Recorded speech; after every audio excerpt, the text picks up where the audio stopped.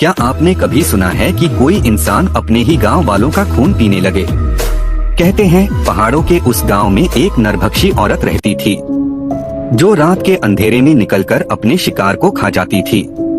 उसकी आंखों में भूख नहीं बल्कि मौत का नशा झलकता था।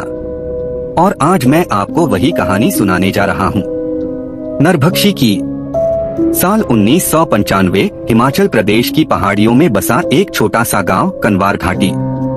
यहाँ के लोग सीधे सादे और मेहनती थे, लेकिन इस गांव की एक डरावनी पहचान थी। हर साल बरसात के मौसम में गांव से एक दो लोग रहस्यमय तरीके से गायब हो जाते थे। उनके शव कभी नहीं मिलते थे। लोग कहते, ये जंगल में कोई जंगली जानवर करता है। लेकिन बुजुर्ग फुसफुसाकर कहते, नहीं, ये किसी नरभक्षी का काम है। गांव में एक पुरानी कोठी थी, जहां कई साल पहले एक औरत को लोगों ने जिंदा जला दिया था। उसका नाम था गौरी। गौरी पर आरोप था कि वो बच्चों को मारकर उनका खून पीती है। गांव वालों ने उसे तंत्र मंत्र करने वाली डायन माना और आग के हवाले कर दिया। लेकिन कहते हैं मरते वक्त गौरी ने कसम खाई थी, तुम सबका खून मैं पीऊंगी, तुम्हारी औलादें कभी चैन से नहीं जी पाएंगी। तब से हर साल बारिश आते ही मौत का खेल शुरू हो जाता।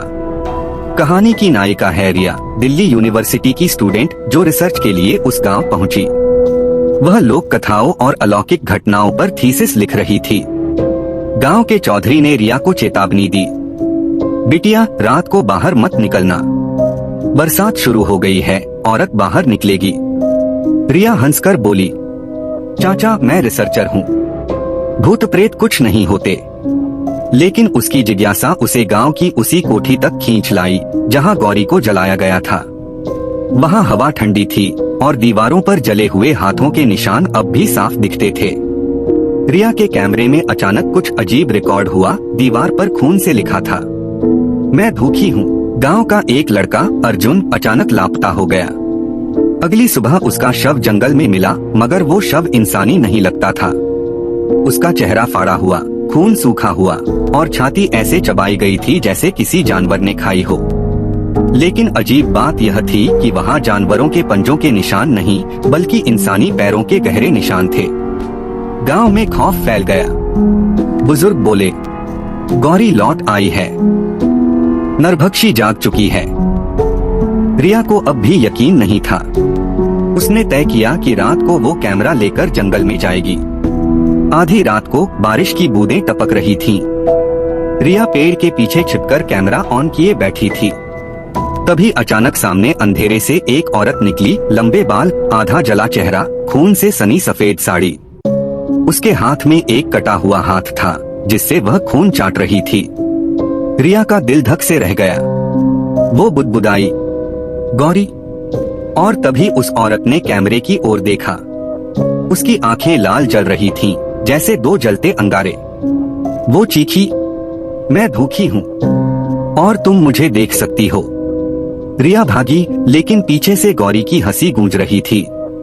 अगले ही दिन गांव में और भी लोग गायब होने लगे। लाशें मिलती तो सिर्फ खून चूसा हुआ शरीर होता।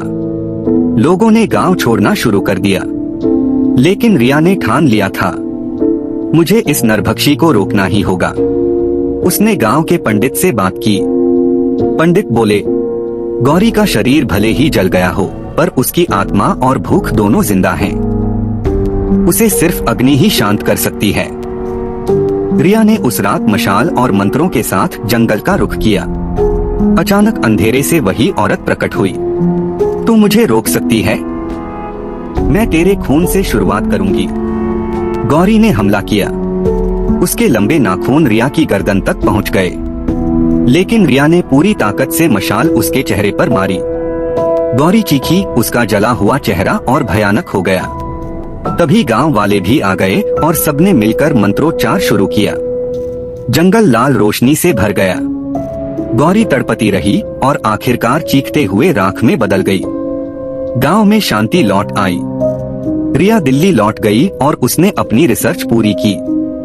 लेकिन एक रात जब रिया अपने कमरे में अकेली थी, तो अचानक खिड़की से हवा आई और मेज पर खून से लिखा मिला, मैं भूखी हूँ। रिया चीख उठी। और कैमरे ने रिकॉर्ड किया। उसके पीछे वही औरत खड़ी थी।